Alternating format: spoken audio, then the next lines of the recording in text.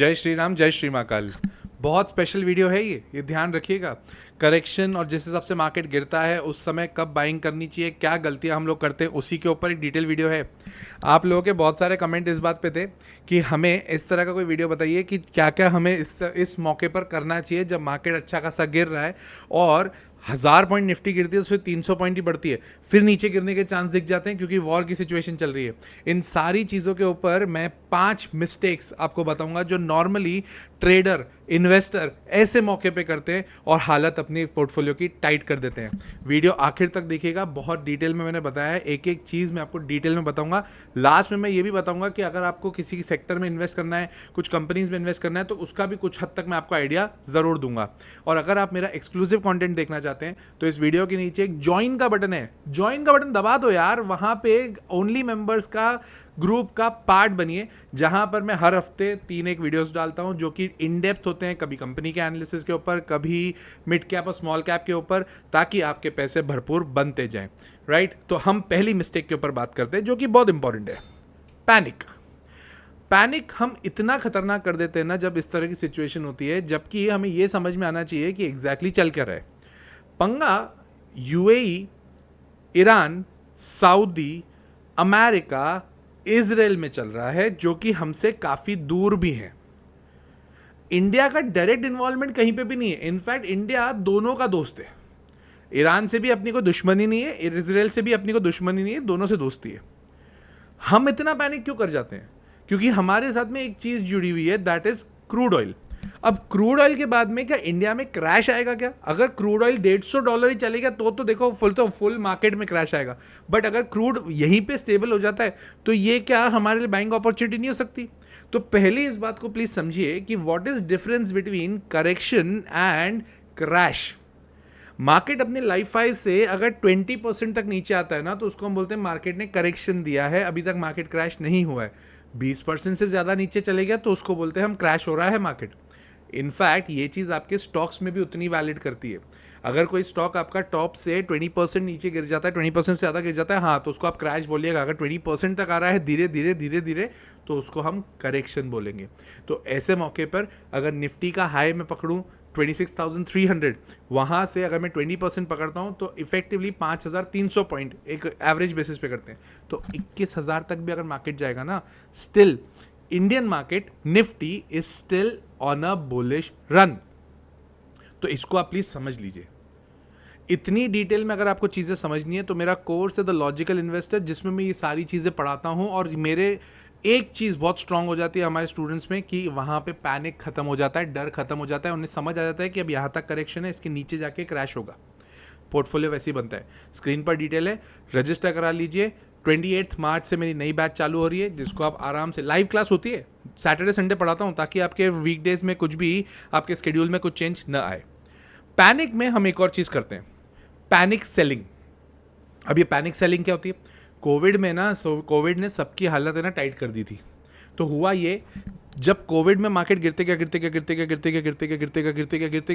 गया, उसके बाद में लोगों को समझ ही नहीं आया हमारा पोर्टफोलियो इतना कम कैसे हो गया। और ये भी कोई बहुत ज़्यादा टाइम में नहीं हुआ, 15, 20, 25 दिन में खत्म हो गई कहानी। दिक्कत तो थी, इसमें कोई दो राय नहीं है। अब क्या यही चीज़ यहीं पे होगी क्या वापस? अभी आपने एक न्यूज़ सुनी होगी कि हांगकांग में भी वापस कोविड का एक वायरस वापस पकड़ा गया है। वहाँ पे ऐसा लग रहा है वापस कोविड फैलेगा। वापस रिपीट करता हूँ, मार्केट एक ही चीज़ पर सेम तरह से वापस एग्जैक्ट रिएक्ट नहीं करता है। वो मामला अलग था, ये मामला अलग है। ठीक है, एक ही मामले को मार्केट सेम तरह से रिएक्ट सेम तरह के नहीं करेगा। तो ये चीज़ क्लियर हो गई, पैनिक करने की कोई ज़रूरत नहीं है। And please, humble request, avoid rumours को सुन। एक तो जब भी मैंने देखा है, this is if there is a market correction, big correction right now, तो ये मेरे अपने करियर में 16 साल के करियर में ये मेरा 4th टाइम होगा जब इस तरह का मैं कुछ देखूंगा मार्केट में। वॉर हो गए या रिसेशन टाइप का माहौल हो गया। ये होता कब है? जब एकदम मार्केट बुलिश ट्रेंड में होता है और ऊपर जाते जाते जब हर पान की दुकान पर भी यही बात हो रही होगी ना कि कल तुम कौन सा स्टॉक लोगे भाई साहब। और ये जब क्रिएट होती है वहाँ पे रूमर्स क्रिएट होने लग जाते हैं। बुलिश मार्केट में हर कोई अपने आप को एकदम स्ट्रॉन्ग ट्रेडर, इन्वेस्टर मानता है, क्योंकि उसने जो भी खरीदा उसको रिटर्न्स मिले। That builds confidence, human psychology है। पर पंगा ये है, ऐसी सिचुएशन में हमें एक रूल के ऊपर फोकस करना चाहिए, never sell in panic and always sell in excitement. Always buy in panic and never buy in excitement. ये रूल अगर आपने समझ लिया तो आधी कहानी आपकी इन्वेस्टिंग की ऐसे ही सेट हो जाती है। तो पहली मिस्टेक जो सब लोग करते हैं वो है पैनिक करते हैं। दूसरी मिस्टेक, सेक्टर का सिलेक्शन ही नहीं है। नो सेक्टर सिलेक्शन, मतलब कोई भी सेक्टर आप सिलेक्ट करके रखते ही नहीं हो, रिसर्च ही नहीं है, इकोनॉमी पे रिसर्च नहीं है, गवर्नमेंट क्या चाह रही है उसमें रिसर्च नहीं है। कितने सारे आप लोगों के कमेंट्स आते हैं इस बात को लेके कि सर रेलवेज में डाल दें क्या पैसा। अरे भाई साहब, इकोनॉमी देखो एक बार, गवर्नमेंट रेलवेज में खुद डाल रही है क्या पैसा अभी? अब गवर्नमेंट नहीं डाल रही है, आपने IRFC देखा हुआ है 20 रुपए से 200 रुपए तक, अभी 100 रुपए के करीब करीब चल रहा है। तो सर इतना नीचे आ गया, आज नहीं तो कल तो देंगे। तो वो कल 3 साल हो गए उसको, 2.5 साल से नहीं बढ़ा है वो। तो आपको रिसर्च करने आनी चाहिए, सेक्टर आपके पास स्पेसिफाइड होनी चाहिए। मेरे को पता होना चाहिए कि मैं अगर मार्केट गिरेगा तो मैं इन सेक्टर्स में पैसे डालूंगा। कैसे होगी वो सेक्टर पे? सबसे पहले आपको ये देखना है कि गवर्नमेंट रिसर्च के किस किस जगह पर रिसर्च करवाना चाह रही है। दूसरा, जियोपॉलिटिक्स में किसकी डिमांड है। ये आप सब भी समझते हैं, मैं भी समझता हूँ। सेमीकंडक्टर्स की है ना, डिफेंस की है ना, उसके बाद रिन्यूएबल एनर्जीज की है ना। तो ये सेक्टर्स आपके प्रिफर्ड होनी चाहिए, साइड में होनी चाहिए। सर IT सेक्टर, अरे भाई एंथ्रोपिक जो आया उसके बाद में IT सेक्टर की हालत टाइट है। हम कैसे डालें IT सेक्टर में पैसा? It's impossible. अभी डालने का कोई सेंस ही नहीं है। तो IT सेक्टर अभी अवॉइड कर दो। सर TCS और इन्फोसिस ने तो देखिए आप बचपन से हमें इतने अच्छे रिटर्न दिए, तो क्या आपके लिए उन्होंने कमिटमेंट देके रखा है कि आपके बुढ़ापे तक भी वही रिटर्न देंगे? ये समझ में आना चाहिए। IT अवॉइड करना है, रीजन समझ में आया। ऑटो सेक्टर, अरे भाई मार्केट में भी पैसा ही नहीं है, IT सेक्टर वालों के पास पैसा नहीं आएगा तो ये महंगी गाड़ियां खरीदेगा कौन? रियल एस्टेट, अरे जब IT वालों के पास में अगर इतना पैसा नहीं आएगा तो महंगे घर खरीदेगा कौन? ये बहुत इंपॉर्टेंट चीज है, इसको कनेक्ट करना आना चाहिए। तो आपको सेक्टर कनेक्ट करना आना चाहिए, सेक्टर की डेफिनेशन समझ में आनी चाहिए, और डिफेंस में क्यों डाल रहे हैं, सेमीकंडक्टर्स में क्यों डाल रहे हैं, ये सब आना चाहिए। तो पहली चीज आपने पैनिक करा, दूसरी चीज सेक्टर सिलेक्ट नहीं किए, तो ये 2 मिस्टेक्स हो गई। थर्ड, हर सेक्टर में जो प्रिफर्ड आपका सेक्टर है उसकी 3 से 4 कंपनीज आपकी लिस्ट होनी चाहिए। कोई करता ही नहीं है, कोई नहीं करता। कैसे करेंगे सर? हम तो है ना केन्स टेक्नोलॉजीज में पैसे डाल देंगे। मैं कोई बाइंग सेलिंग रिकमेंडेशन के हिसाब से नहीं कह रहा हूं, मैं सिर्फ एक एग्जांपल दे रहा हूं। सर केन्स में पैसा डाल देते, सेमीकंडक्टर में बढ़िया काम कर रही है। क्या कर रही है भगवान जाने।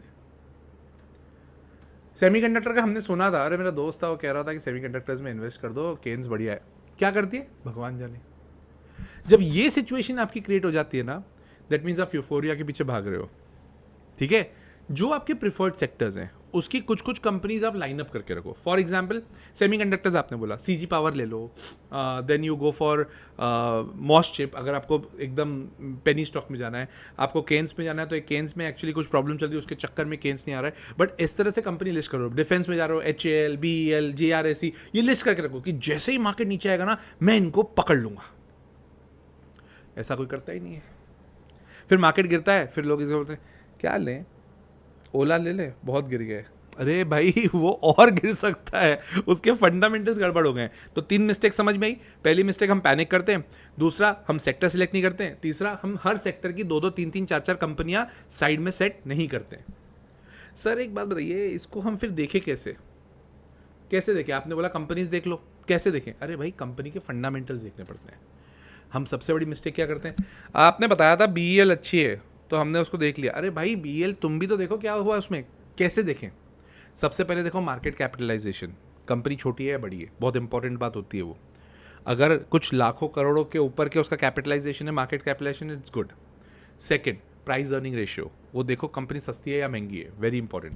थर्ड, हर क्वार्टर में सेल्स बढ़ रही है कि नहीं। दिसंबर 25 क्वार्टर को दिसंबर 24 क्वार्टर से कंपेयर करने जाओगे तो वहाँ पे सेल्स बढ़ी है नहीं। फिर देखो उसका ऑपरेटिंग मार्जिन बढ़ रहा है कि नहीं। ऑपरेटिंग मार्जिन बढ़ना बहुत ज़रूरी है। ये एबिटा मार्जिन होता है, मतलब कंपनी अपने बिजनेस से कितना प्रॉफिट कमा रही है ना, वो देखना बहुत ज़रूरी होता है।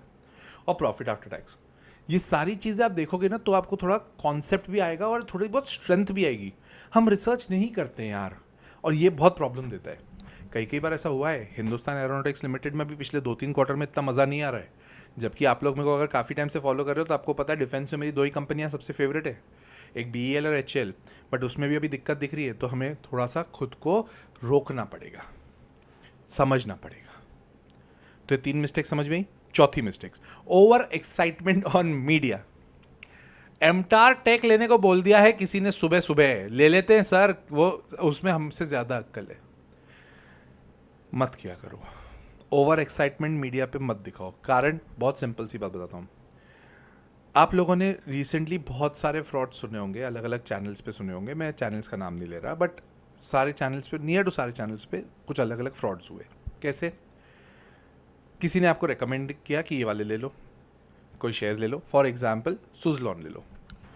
सामने अपनी वो क्वांटिटी लेके बैठा हुआ है कि मैं सुज़लॉन इतने में बेच दूंगा, वो नीचे लेके बैठा है, और जैसे ही आपने लिया वहाँ से वो नीचे गिरना चालू किया, फिर उसने आपसे ही लॉस में खरीद लिया, स्टॉप लॉस लगवा के।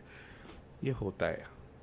मार्केट भगवान से नहीं चलता है, ह्यूमन से ही चलता है, हम लोग ही हैं।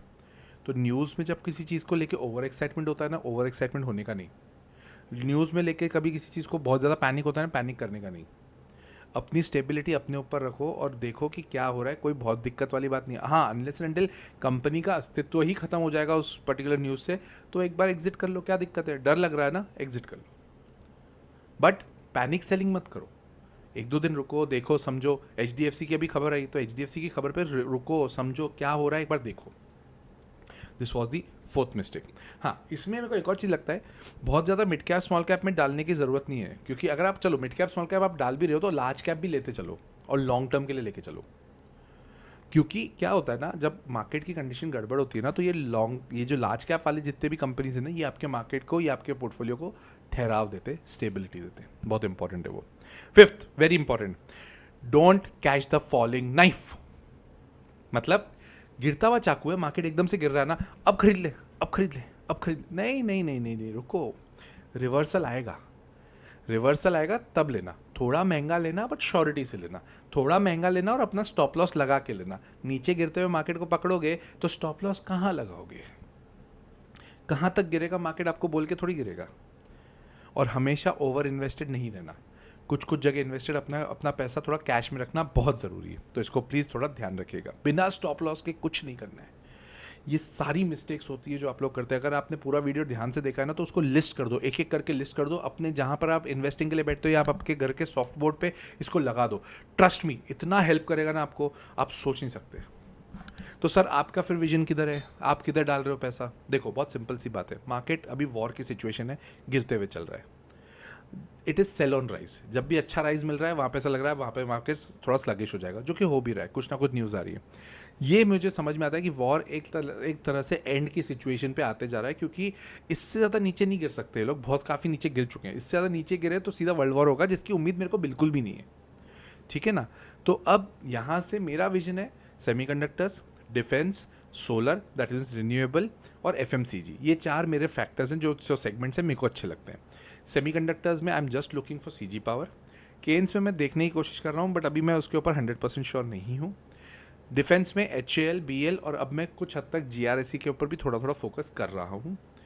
तीसरा जो मेरा सेक्टर है मुझे अच्छा लगता है रिन्यूएबल में NHPC मेरे को थोड़ी स्टेबल लगती है कंपनी, तो मैं इसलिए शांति रख के बैठा हूँ। वारी एनर्जीज आप सबको पता ही है, मेरे पास काफ़ी टाइम से भी होल्डेड है, और प्लस मेरे को कंपनी ठीक लगती है। प्रीमियर एनर्जीज़ के ऊपर मैं थोड़ा सा भी फोकस करने वाला हूँ, और सुज़लॉन के ऊपर अभी रिसेंटली मैंने काफ़ी बात करी भी है। इसके अलावा FMCG में ITC कुछ हद तक मेरे को ठीक लगता है। मेटल्स में I am still liking NALCO और हिंद कॉपर। तो इन सब को मैं ये सब कोई रिकमेंडेशन नहीं है, I am just giving you how to do these things, and then you analyse accordingly, and then you take the decision, right. और अगर आपको वीडियो अच्छा लगा है तो लाइक कर दो यार वीडियो, सब्सक्राइब कर दो चैनल, और शेयर करना अपने दोस्तों के साथ। कमेंट करके बताना और कौन सी कंपनी पे डिटेल वीडियो चाहिए, मैं बनाऊंगा यार, जैसे आपके लिए ये भी बना रहा हूँ। मिलता हूँ अगले वीडियो में। टिल देन, जय श्री राम, जय श्री महाकाल।